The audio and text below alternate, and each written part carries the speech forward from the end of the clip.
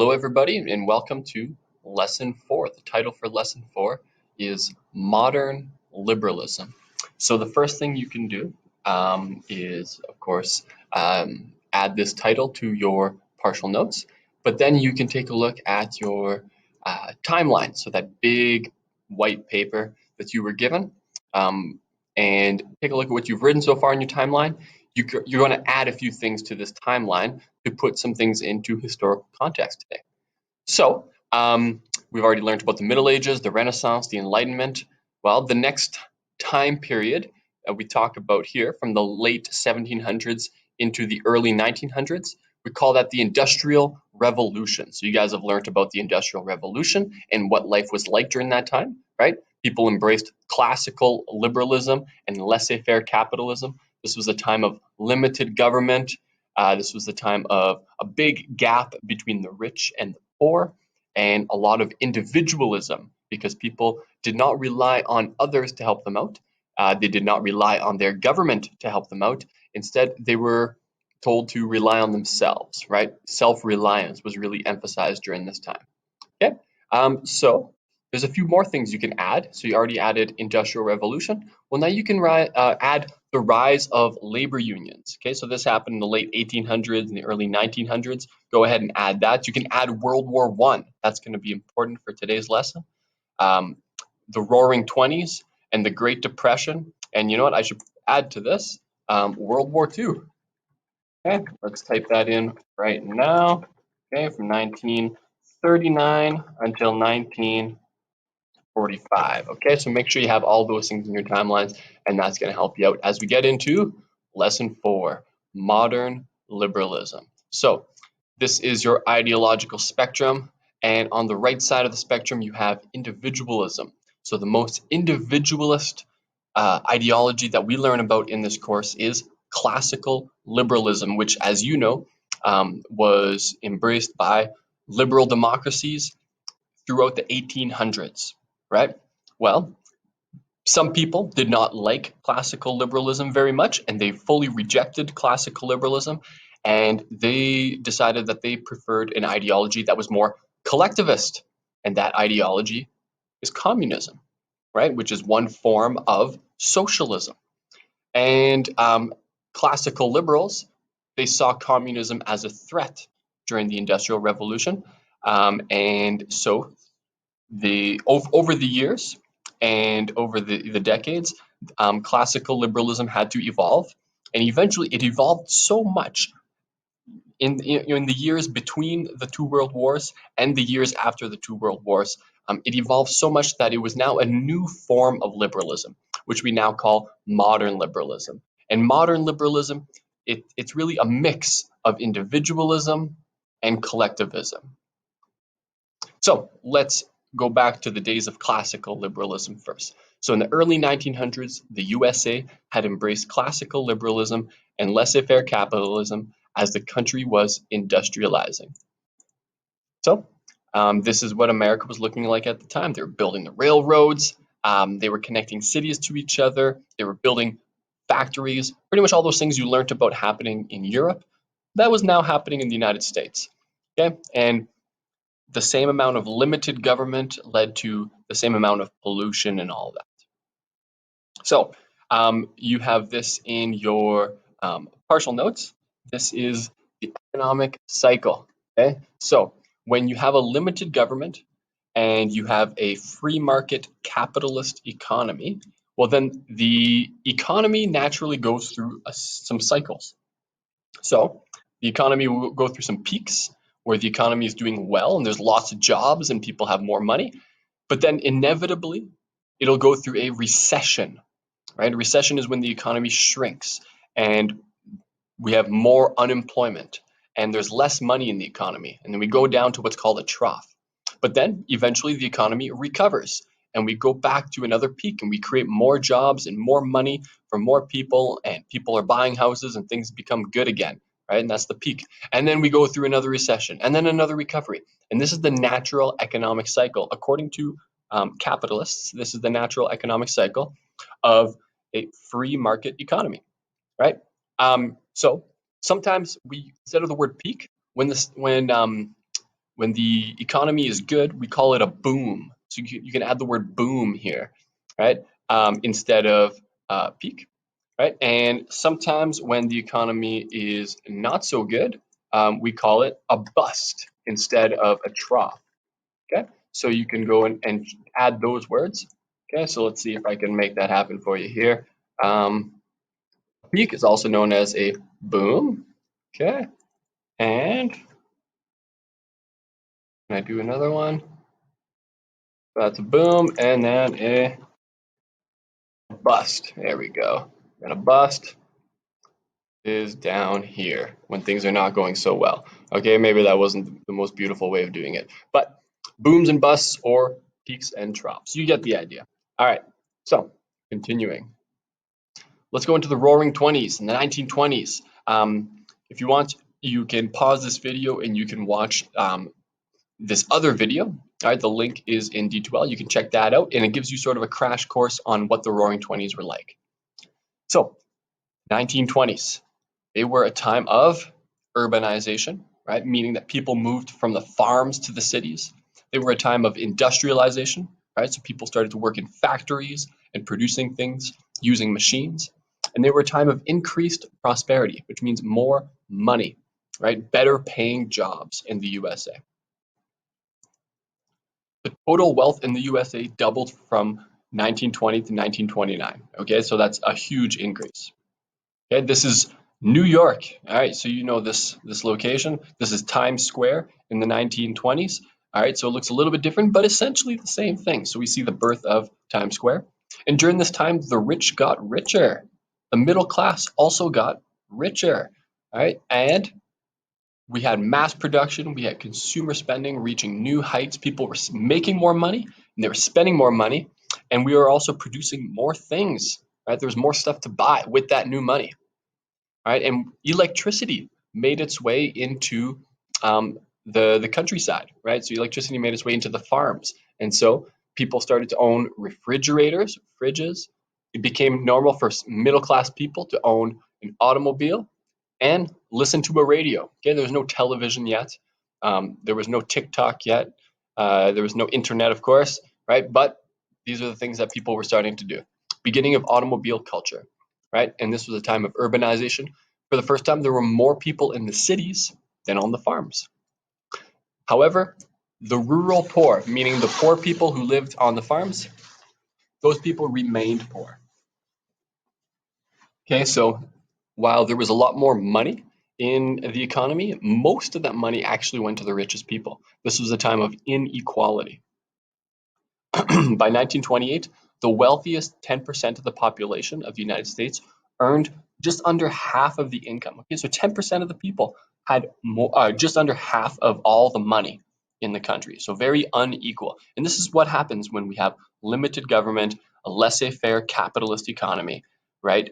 It leads to inequality. You learned that in your last couple of lessons as well. Today, the wealthiest 10% own about 28%.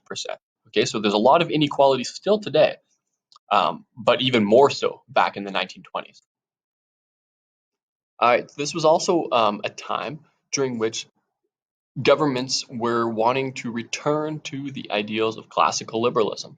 So after World War I, in light of the rise of socialism, right, we had seen the rise of labor unions, and we had seen better labor standards, better working environments, better wages, all of those things for the working class. President Harding was elected on this platform of a return to normalcy, is what he called it. So a return to classical liberalism, a return to laissez-faire capitalism. So these 1920s governments, you can consider them to be reactionary, right? Because they took their country back to the times of classical liberalism. So that included reduced income taxes. People were paying fewer taxes, and reduced corporate taxes as well. So corporations or companies were also paying fewer taxes, and overall a return to laissez-faire capitalism, right? This was also a time of bigotry, racism, and a lot of prejudice towards non-white people, right? So there was a reduced immigration policy that was put forward by the governments of the 1920s, especially President Harding. And the video that you watched a few minutes ago really breaks that down for you. So in the 1920s, part of the reason why there was so much production and so much money in the economy was because people were overusing or using too much credit to pay for purchases and investments. So how does credit work? Well, you typically get credit from banks. And so banks will lend money to a person, and that person can then use that money for a certain amount of time and spend it on whatever they want, as long as they pay the bank back in regular, smaller payments over the years. And during this time period, banks were lending too much money to people, right? So banks were over lending. Remember that this was a time of laissez-faire capitalism. So the government was not regulating loans. The government was not regulating banks giving money to people to spend. And so people kept on borrowing more and more money from the banks.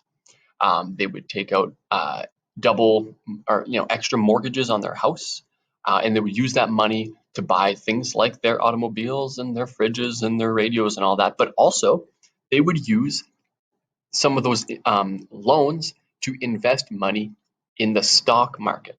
How does that work? Well, if you I'm going to make this extremely simple, but if you invest money in the stock market, let's say you take $1,000 and you invest it in the stock market, and the stocks that you invest in grow, well, then your money also grows, right? So if you invest, let's say on this day here, you invested $1,000 and it was worth your stocks were worth $100.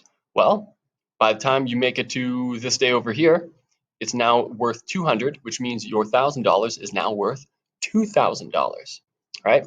And then if your money keeps on growing and growing and growing, gets to 400, well, now your money is worth $4,000, right? So people saw the stock market just continue to climb and climb and climb and climbing it better and better and better. So people would invest more and more of their money into the stock market.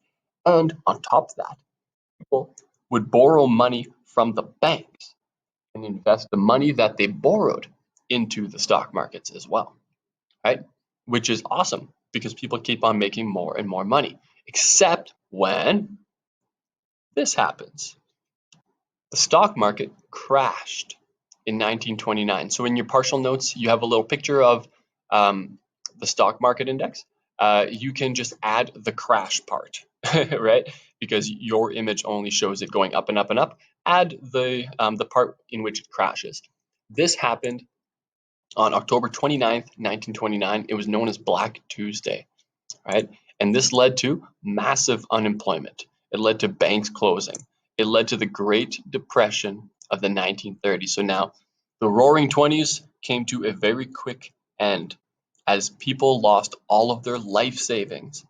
As people lost all of their money, people lost their homes, and people ended up living like these guys right here, right? Unemployed, no work.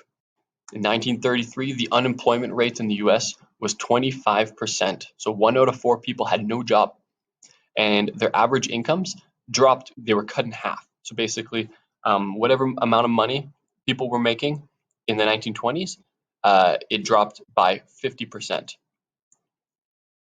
And so this led to this cycle of unemployment and low income and low spending. So basically, this cycle, the way it works is if you're not making money, well, then you can't spend money. So if a person becomes unemployed, they lose their job, well, then all of a sudden they have no income, they have no money, and so they don't spend money.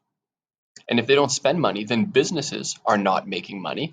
And if businesses are not making money, what do they have to do to their employees? They have to lay them off. They have to fire their employees. And so that leads to more unemployment, which leads to less income again, and even less spending. And this is the cycle. It keeps on going around and around and around. That leads to more people living on the streets like this.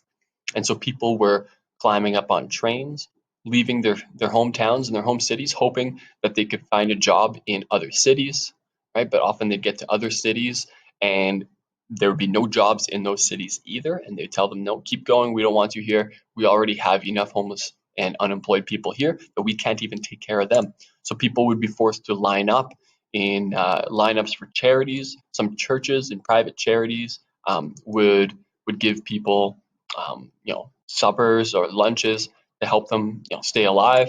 But it was really, really difficult to find a job that you could actually earn your own money, right? And on top of that, the people living in the farms, well, they still had their farms, except that the weather became really, really bad. They experienced a drought during this time, which means there was no rain, and so the soil became so dry that when the wind would blow, there would be these massive clouds of dust, right? These dust clouds. And so it was really damaging to people's lungs, and they'd have to wear these masks to make sure that they're not breathing in this dust. And so people lived in very desperate situations during this time. This is a photo, very well-known photo of a woman with her two kids, and here she is living not in a house, but she's living in sort of a tent, right? She's now homeless with her kids, and you can see the desperation in her face, right? And during all of this time, during this Great Depression, um, was the government intervening to help people to make their lives better? Well, actually, no. In the 1930s, remember, this was a time of classical liberalism, right? So the government did not help the people. At the time, the president was President Herbert Hoover. Great name, not a great president, at least according to historians, because he didn't do much to help these people who were hurt. And he believed in limited government involvement in the economy. He believed the economy would eventually sort itself out, that eventually, this bust would become another boom, right? That the economic cycle would work out so that we go towards a recovery and the economy would be strong again in the future. Right? And he encouraged people to donate their money to private charities, but overall, he did not expect the government to do very much to help people. He did increase government spending a little bit, like a very, very small amount. Um, for example, you probably heard of the Hoover Dam, right? The Hoover Dam is a big hydroelectricity project that was created during Herbert Hoover's presidency. Okay, but really overall, this was a time of very limited government. The federal government spending only made up about 3% of the total GDP of the country, right? So 3% versus today, it's about 20%, right? So back then, 3% is how much money the government would spend in the economy. Very limited government. Whereas today, even though the United States still practices, some forms of limited government, they actually do spend a lot more money on their citizens. Okay, so people were in very desperate situations. This is a shanty town or a slum on the outskirts of Seattle, and here's another one on the outskirts of Brooklyn, and they called these places Hoovervilles, right? So you can take a look at the pictures in your partial notes of these two cities, and you can label them Hoovervilles, right? And they named them those. They gave them that name because they felt as if this is what happens when their president doesn't help them, right? They get stuck in a situation like this. And they also started calling these things Hoover wagons, right? So this was a car, or at least it used to be a car. They took out the engine because they can't afford to buy any gasoline anymore, and they hooked up some horses to it. Now the horses are going to pull their car, and it's as if they're going back to the 1800s, right? And so they call it a Hoover wagon. In Canada, we had the same thing. We called it the Bennett buggy because of our Prime Minister Bennett, who also practiced some forms of limited government. So, overall, in reaction to the Great Depression, many liberal democracies actually evolved, and they evolved to become welfare states. You're going to see in the second half of today's lesson, you're going to see that because of the Great Depression, because people were living in such terrible conditions during the Great Depression, liberal democracies like Canada and the United States and Western liberal democracies, they felt the need to develop welfare states. We're going to talk about what welfare states are. Basically, welfare states provide what's called a social safety net, right? A safety net is there to catch you when you're falling. Well, in the 1930s, during the Great Depression, people were falling, right? People were in trouble. The economy was falling. And so in a welfare state, it becomes the responsibility of the government to provide a safety net for people, right? That safety net could be things like employment insurance. That safety net could be things like today, CERB, right? The Canada Emergency Response Benefit. That safety net can include things like welfare, right? So these are things to help people in difficult situations. And as we developed welfare states, well, then our ideology evolved, right? So it was no longer classical liberalism. This was now modern liberalism. And the beginning of this, at least in the United States, the beginning of this was the election of this man right here, right? And his name was Franklin D. Roosevelt. We often call him FDR, right? Because of the initials of his name, Franklin Delano Roosevelt. So he was elected in 1933, and he had this new program called the New Deal, right? So his New Deal increased government intervention in the country's economy, right? So he went from limited government to a government that actually invests money in its economy and does things to try to make the economy better. Okay, so in class, we're going to watch this video, 20th Century World History. There is a link to it in D2L. So go back to D2L and click on the link for FDR's New Deal. Okay, FDR's New Deal. And it's about a 19-minute video. You can go ahead and watch that. Okay. Welcome back from the video. So in this video, you learned about what are called the alphabet laws, right? So you had the AAA.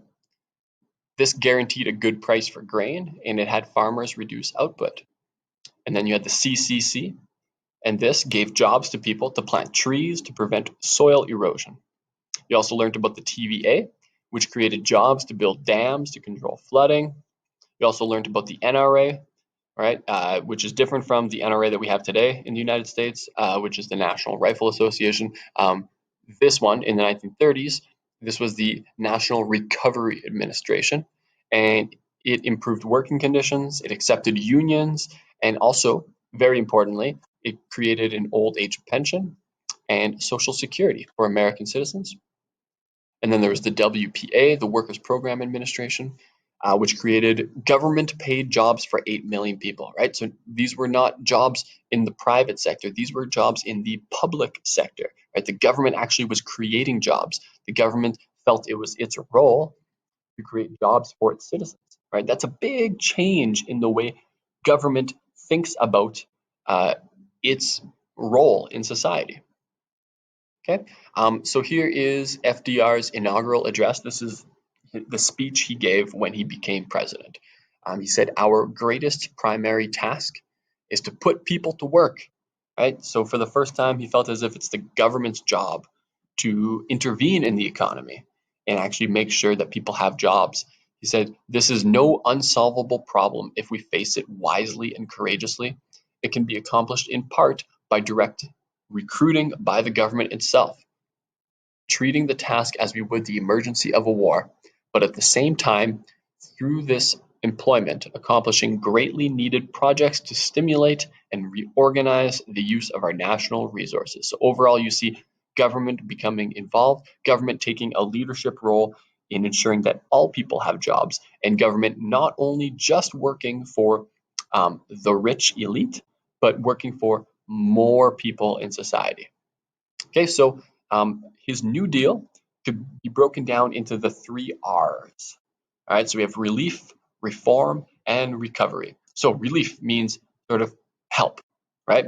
So relief to the unemployed by creating jobs, right?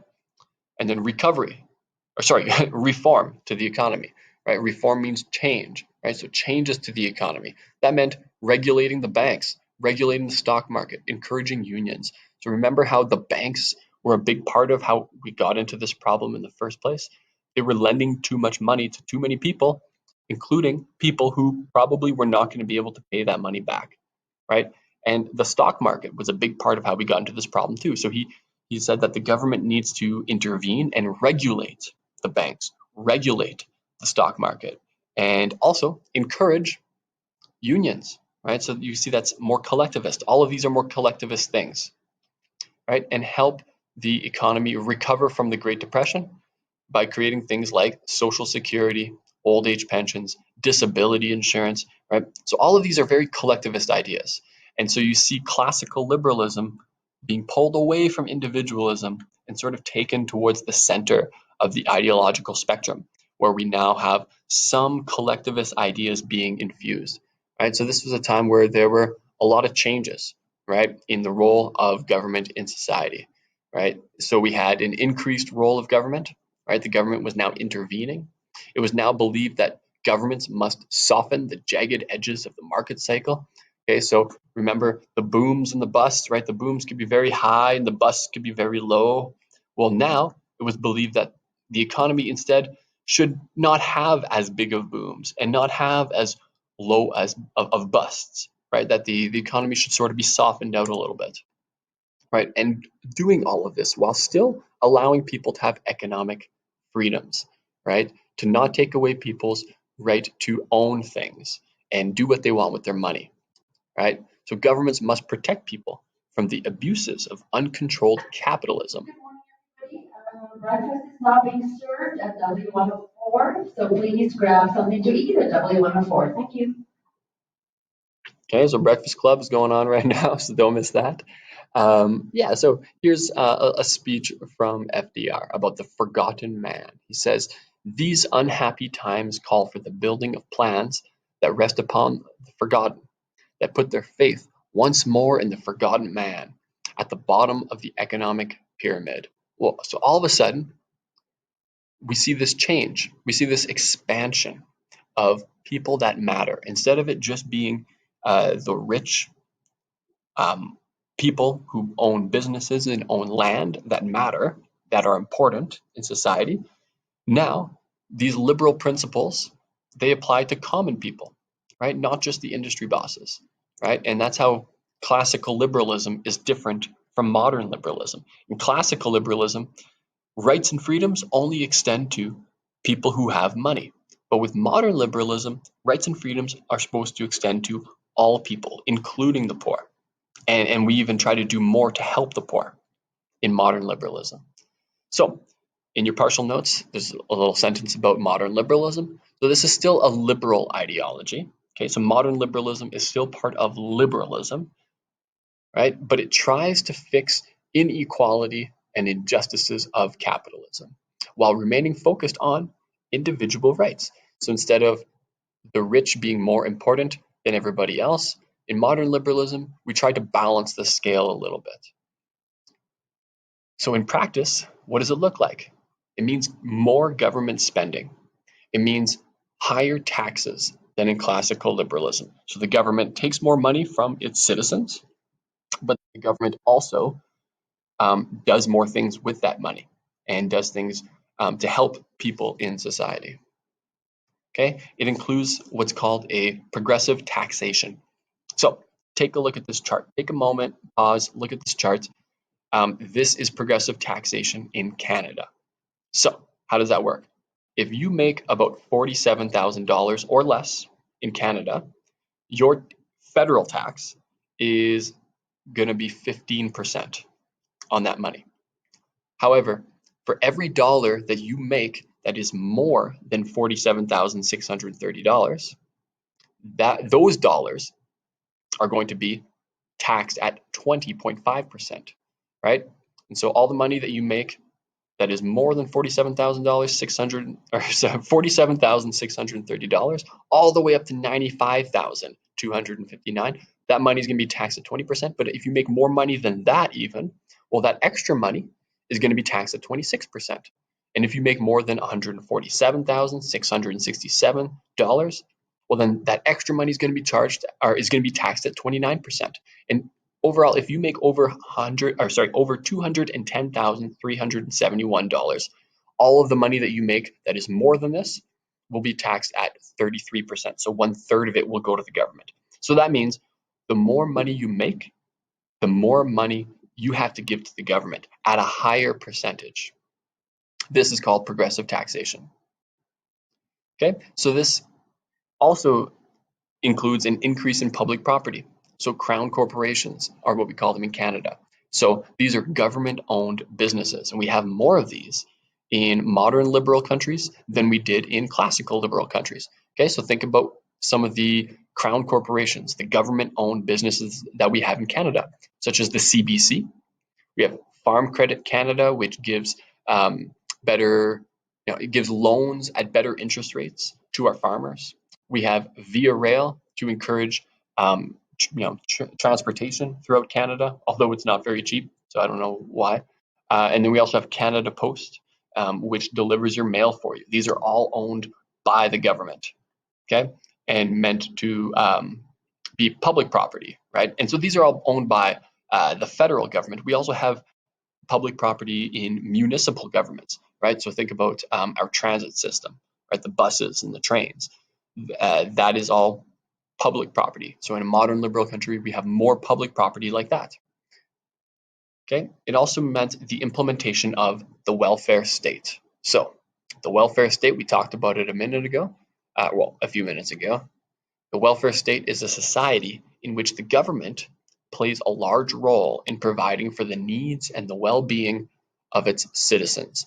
When we have a welfare state, the government's job is to make sure that your life is not too bad. All right, making sure that you have basic things to survive. Things like public education. All right, all of a sudden this became purple. Don't know why, but go ahead and add these things to your partial notes. Public education, healthcare, right? So in Canada, you go to see a doctor. Well, you don't pay, right? It's funded through our tax dollars. Employment or disability insurance, right? This is part of the social safety net, right? So if you lose your employment, right, you lose your job, well, then we have employment insurance that is there as a safety net to catch you. Or if you become disabled, we have disability insurance that is there to catch you and make sure you don't hurt yourself. Right? We have public housing. Public housing is when the government creates houses for our poorest people, houses that are cheaper or sometimes even free. And social assistance and old age pensions, which is money that you receive when you become old. Because when you're old, it's harder to work, right? And so some people, when they're old, they're vulnerable. And so the government gives them some money every month. But remember, it's not very much money. Okay, so don't depend on that when you get old. And all of these things are provided for free or at a low cost. And these are all called social programs. Okay, so whenever we talk about social programs, we're talking about these things right here that are provided by your government for society, for people.